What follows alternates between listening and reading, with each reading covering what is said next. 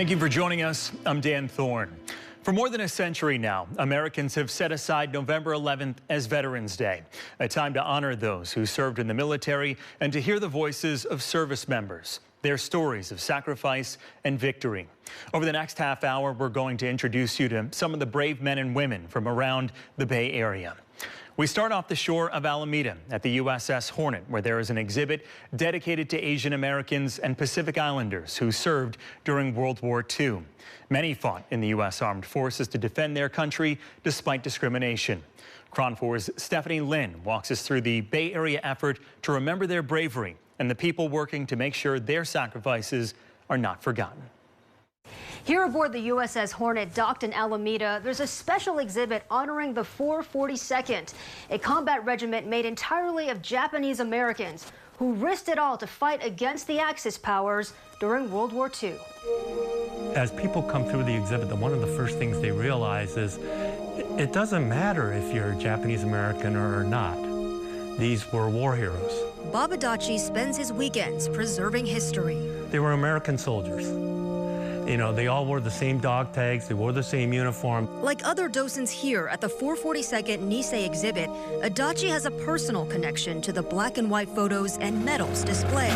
They're members of the Japanese-American combat team, formed by special order of the Secretary of War. His uncle fought alongside other Nisei, or second-generation Japanese, in the most decorated fighting unit in U.S. military history. People's eyes like open wide saying, wait a minute.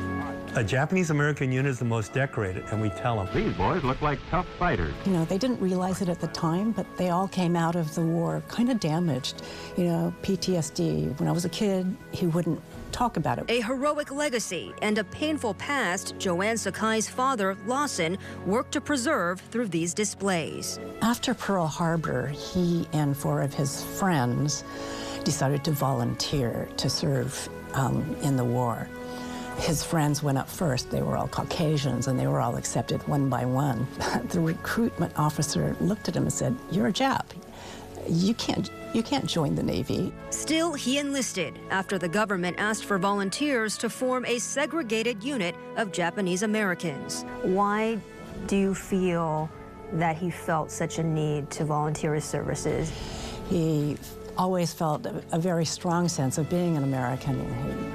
He was born here, he grew up here, he, played football and did all of the things that American kids did. More than 100,000 men, women, and children, all of Japanese ancestry, removed from their homes in the Pacific Coast states to wartime communities. Soon after the 1941 attack on Pearl Harbor, the U.S. government forcibly relocated 120,000 Japanese Americans to detention camps. The entire community bounded by a wire fence and guarded by military police. Their patriotism questioned, despite their U.S. citizenship. And so to prove that loyalty, they would fight and they would die for their country.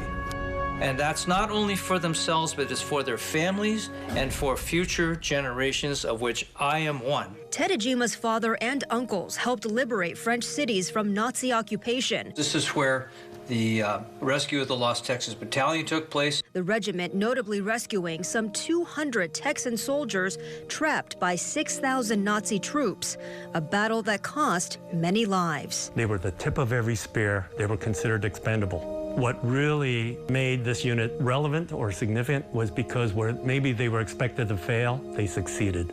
They succeeded over and over and over again. Do you think they also felt like they had something to prove? Yes. Yes, yes. Some of it, I believe, was for patriotism. I believe in many cases it was a matter of honor. About 18,000 Japanese Americans served in the 442nd.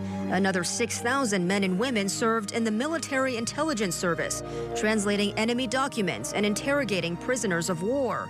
Top U.S. intelligence officials credit the MIS for saving lives and shortening the war by 2 years. That entire generation, what they did, going to camp, going to war, fighting, dying, injured, suffering PTSD, all these things they suffered for our benefit so that I can do the things that I want to do. Our hope is that the story that the Nisei soldiers contributed to the history of World War II becomes part of the main story. An American story of courage and resilience. They live their motto, go for broke. On assignment aboard the USS Hornet with photojournalists Art Takashita and Russ Katsumoto, I'm Stephanie Lin, KRON 4 News. It's a right all veterans from California have, but some did not receive it. After the break, meet the veteran from Marin who is working to give those who came before the burial they deserve.